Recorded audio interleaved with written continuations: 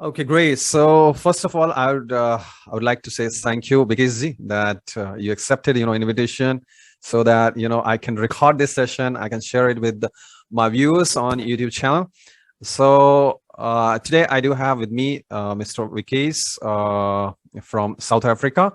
It's an absolute honor, privilege, and pleasure to be on this platform, on your YouTube channel. Everyone, please subscribe. Yeah, that's Okay, great. cool. So this is quite interesting. English is known to be an international language spoken by everyone all over the world. And it is Right. something that we all need to know and be able to communicate if we are traveling. So yes, there are many accents which differs and certain words differs in pronunciation, such as the American accent, the British accent, and the Australian accent. So as Mr. Pataji mentioned, that I will be doing a lot of British accents. So going forward in more videos, for today, it's just my normal standard accent. So this is how I speak, and I hope it's understandable. I come from a country called South Africa, and this is not the South African accent. It's just my own clear accent. Great. Okay, so the first way to start this video is by greeting. So when we greet someone for the first time, we say hello. Right. Hello is same as saying namaste if you are from India. Right. So we say hello.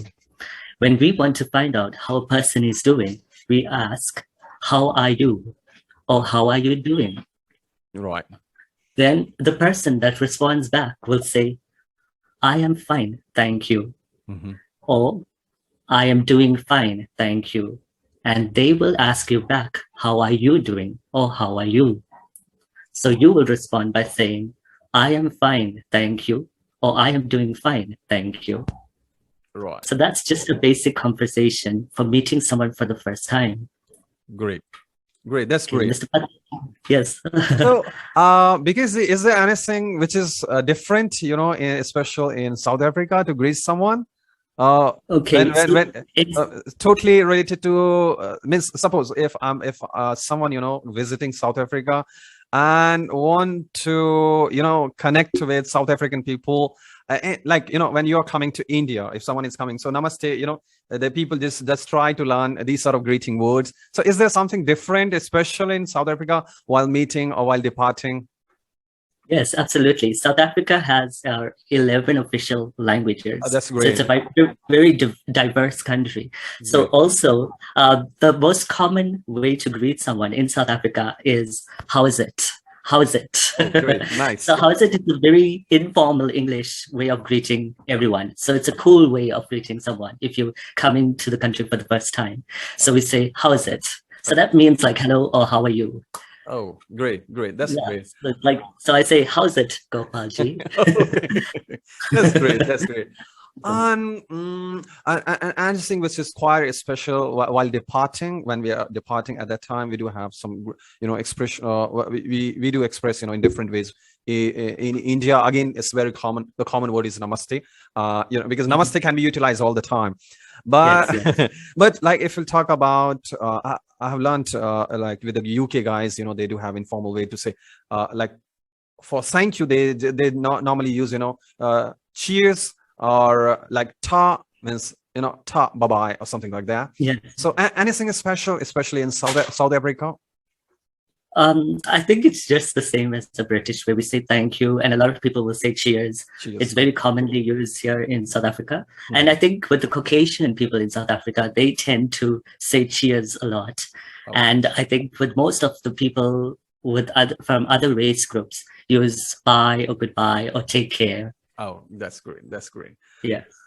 Okay, and that's great. Now, how about the daily life in South Africa? Like, means as you told me, like they do have, in South Africa, they do have diversity. As India is having diversity, if you talk about language, if you talk about culture, food, and all these things.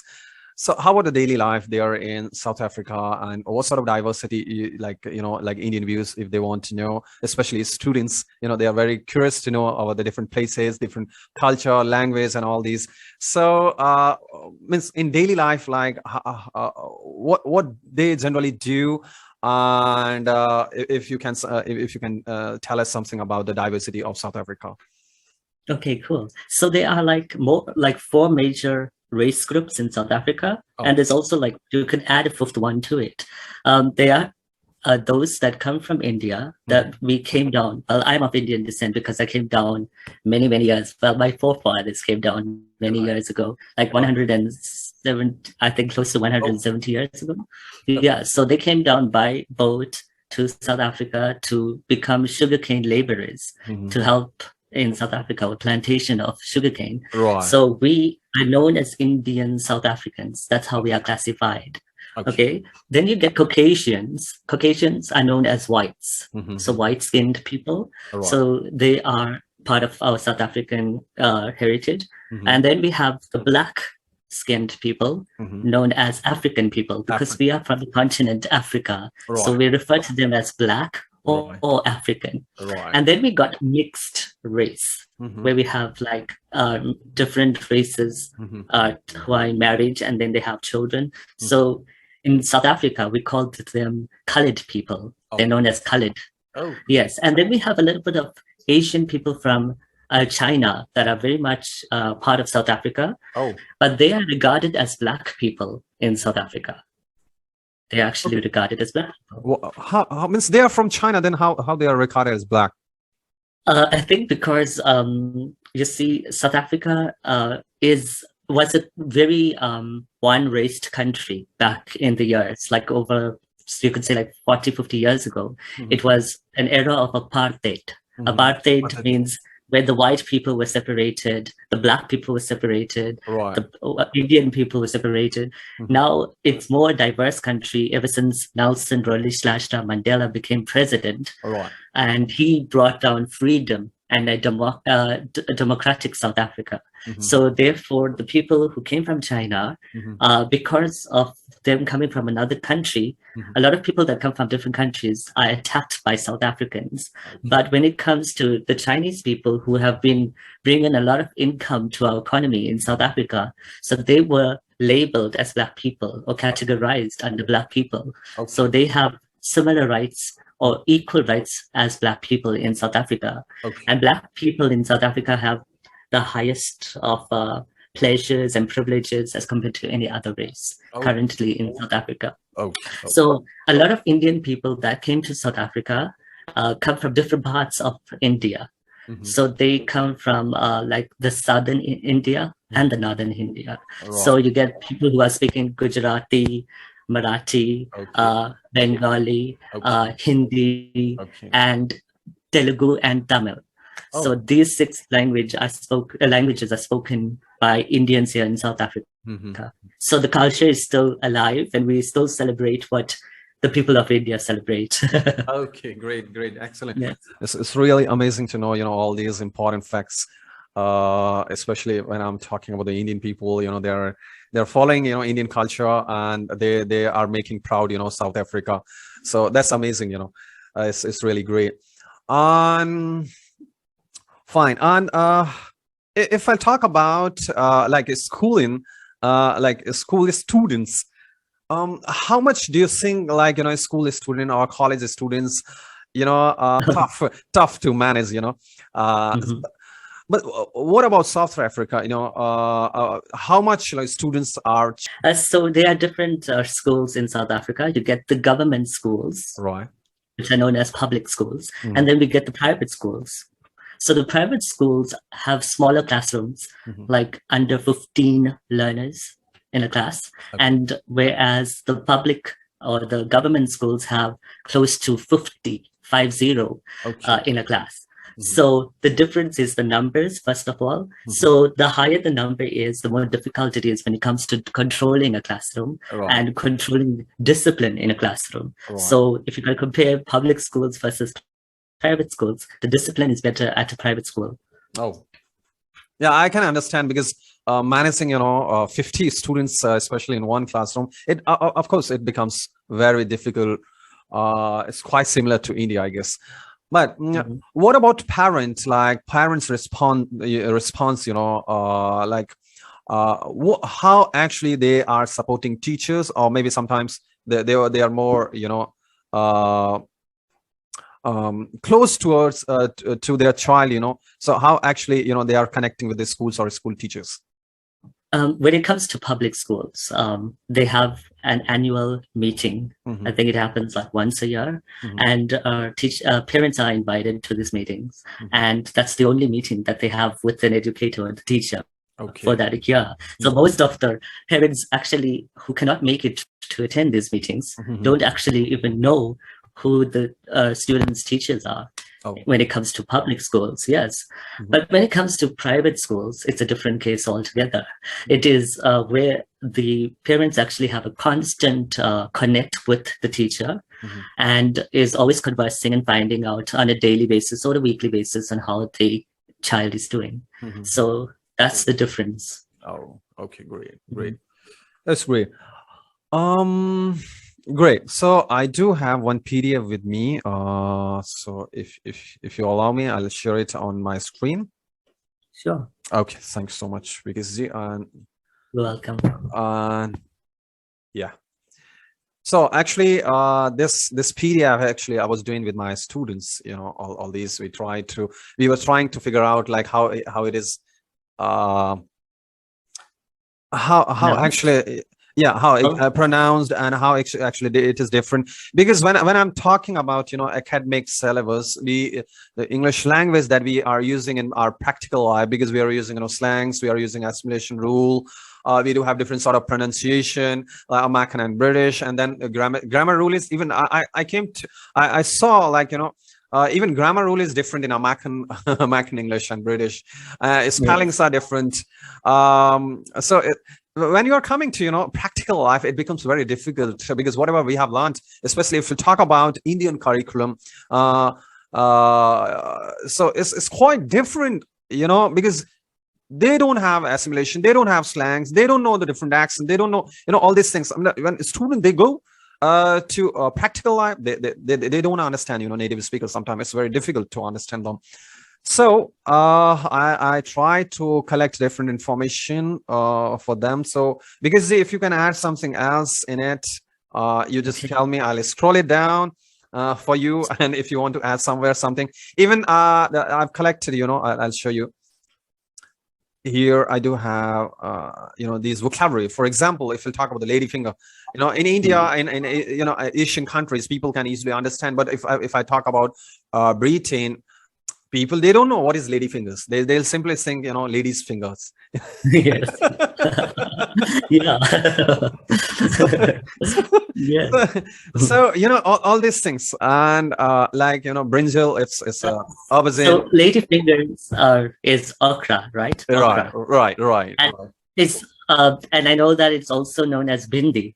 Hindi in Hindi. In Hindi. Yes. Okay, in Hindi. Yes. And yes. So lady fingers is what's commonly known in the United States of America, in the United Kingdom, and as well as Australia. Yeah. Lady fingers is commonly known. And then we're looking at number 2, where we're looking at brinjal. Brinjal, which is known in Asian countries, and also in South Africa. It is commonly known as brinjal. But aubergine is the British way of saying it. Right. Yes. And eggplant, you say eggplant and not eggplant. So you say eggplant in American accent. American accent. Yeah. Yes. Right. So the Americans call it eggplant. Right. Are we going to go through this list, or we just randomly begin? Because if you want to add anything randomly, you're most welcome. So because because it is going I'm going to upload all these stuff for my students. Okay, wonderful. Yeah. So then yogurt and curd, like in India, curd is quite common, but now even now Indians started using yogurt, this word. Now it became common. Okay, like lady fingers is becoming common in European country as well, but still it's a big question mark. Like they don't understand lady fingers. They do have their own word, like that is okra. And like lakh in India, we do have lakh, but there they do have 100,000, right? Yeah, 100,000. 100,000, right. Yeah. So 2 lakh would be 200,000. Right. And alliance and marriage, which is quite common in India, and outside India, it's only marriage, I guess. Same thing in South Africa. Yes, it's the same. Right, that's great. And in India, we also have, this sort of word like bus halt. And now we do have Mhm. bus stop also. But outside India, like people, they don't use bus halt. They use Yes, we use bus stop. In South Africa as well. It's bus stop. We Okay. don't use halt. Halt. Yeah. Yeah, right. If we talk about India, cars dicky, but outside India, I guess, especially in the European countries, they don't use dicky. They use car boot. Yes, car boot in European countries, correct. In American countries, they Right. use trunk. They Trunk. call it Right. a trunk, like an elephant's trunk. So car boot is known as a trunk. Trunk. Right. Right. That's great. Excellent. So it's, again, one thing is added for my students here on trunk, which is not mentioned here in this PDF. So Yeah. that's great. And in India, generally people use current, for electricity, but outside India, it's always electricity, I guess. Yeah, it is always. In South Africa, however, many Yeah. people say power. Power, right? Power. Yeah, right. Power. But in India, people they commonly they use current. Okay. Current. Now, yeah, the ninth one is quite exciting stuff here. That's sugar. That the diabetic people. So here in India, people they generally use sugar. So he is having Yes. sugar. They don't use the person is diabetic. He is having sugar. Yes. Okay. Yes. When it comes to South Africa, I think we Indian South Africans use sugar, and the rest of South Africa say diabetes. So yes. Yeah. So again, it's Indian effect, I guess. Yes. So great. And that's great. Now, capsicum. So capsicum is quite common in India, but outside India is pepper, black pepper, yellow pepper, green pepper. Pepper. Yeah, pepper. So Pepper. I think like same in South Africa as well. Yes, we use pepper. I think capsicum is used in British English, Right. and in Australian English as well. Right. That's great. Now, in India, sir, madam, and boss is quite common, boss. Boss. But yeah, I noticed, people, they love, when you call them a boss. Okay, especially in Boss, private sector. Private sector, I'm talking about. Because in government sector, people try to follow, the more formal word. But in private sector, if you're calling your boss as boss, he'll be or she'll be very happy. Yes. Well, in South Africa, if it's a female boss, we will say boss lady. Boss lady. Oh, that's great. Yeah. Mhm. Great. And if we talk about the British English, like Mr., Miss, Mrs., all these are used. So would you like to add something in it, because I think that's the common ones used all over the world. Right. Yeah, I think Mrs. with the R in MRS stands for someone who is married. Right. And if we don't know whether the person is married or not, then we can use the last one. Yeah, miss. Or we just, in South Africa, we normally say madam out of respect. Oh, madam. Okay, yes. Great. So we don't necessarily say it to people who are working class or own businesses.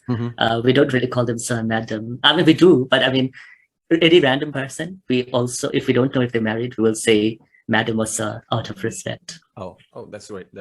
So again, it's a new thing. Okay, that's great.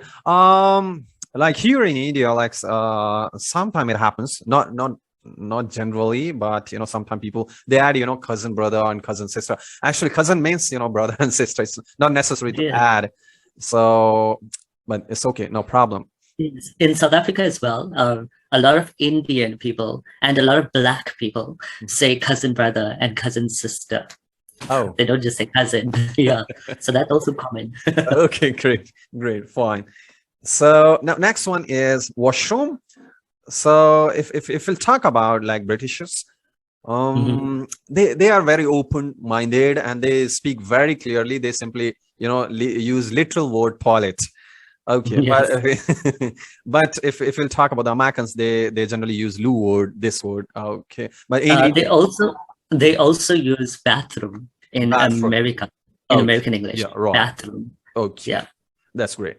And okay, I have heard one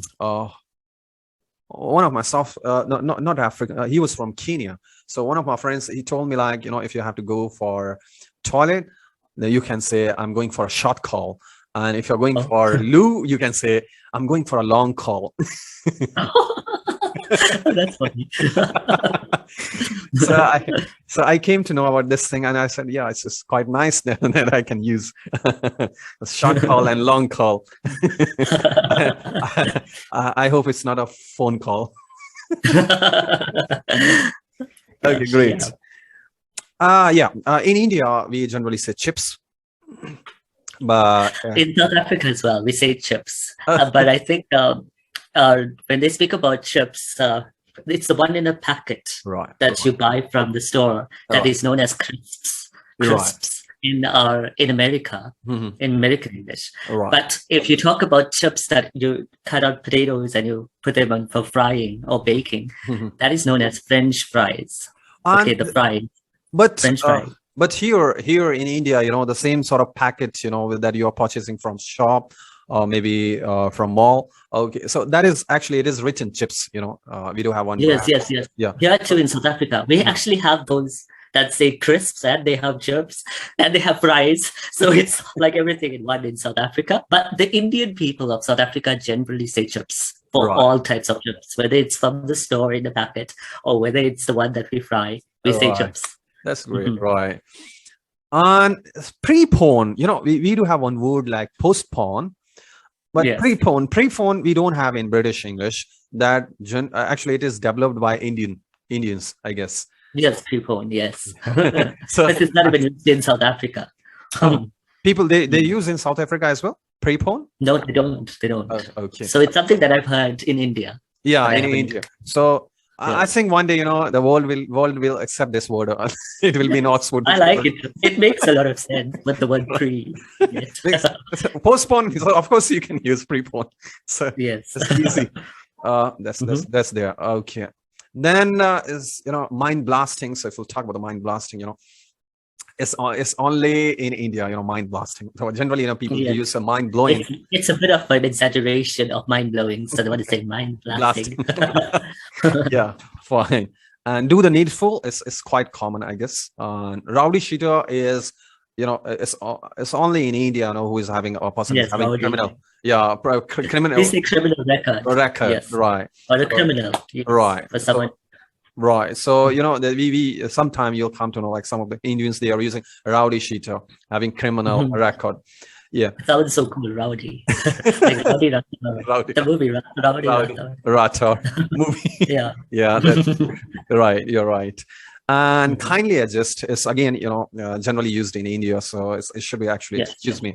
It's actually a very professional or sophisticated way of saying excuse me. Right. So it sounds really nice that the Indians are using this. Excuse me. That's great. So yeah. Anything else because you want to add from your end apart from that?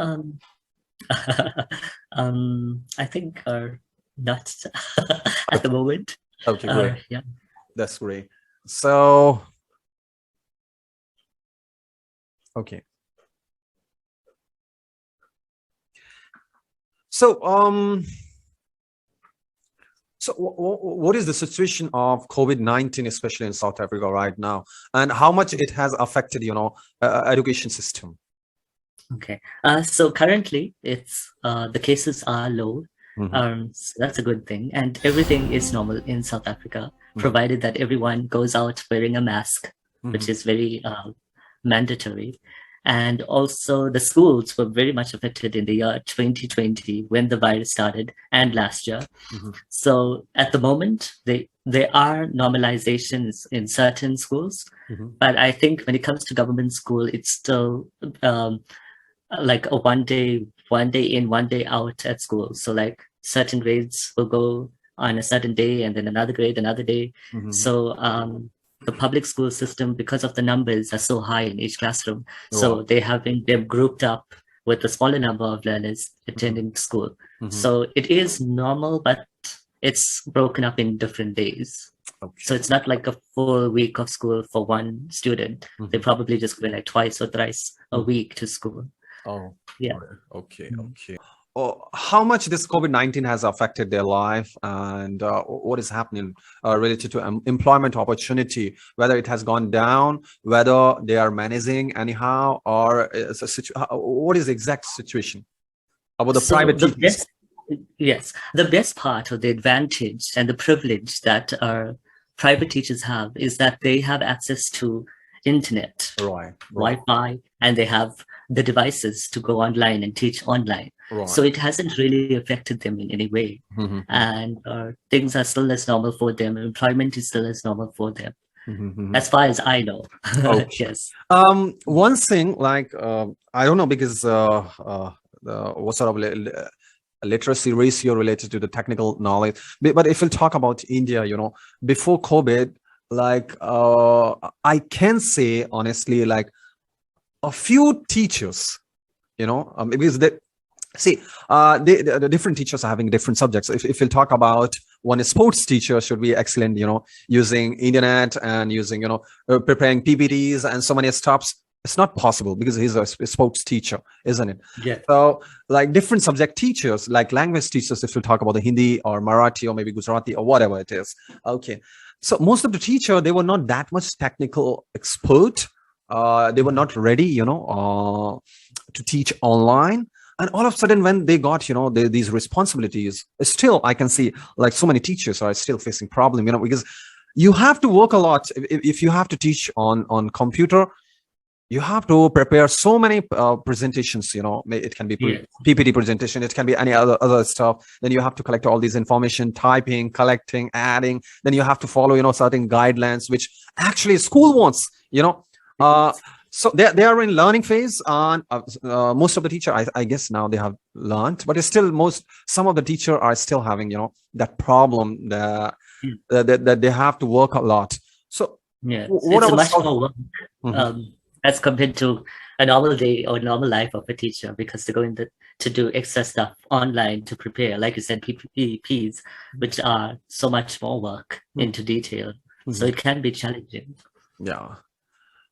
One more thing, like, which I want to share, like, when COVID started, the one big issue was parents were not ready to pay in private school.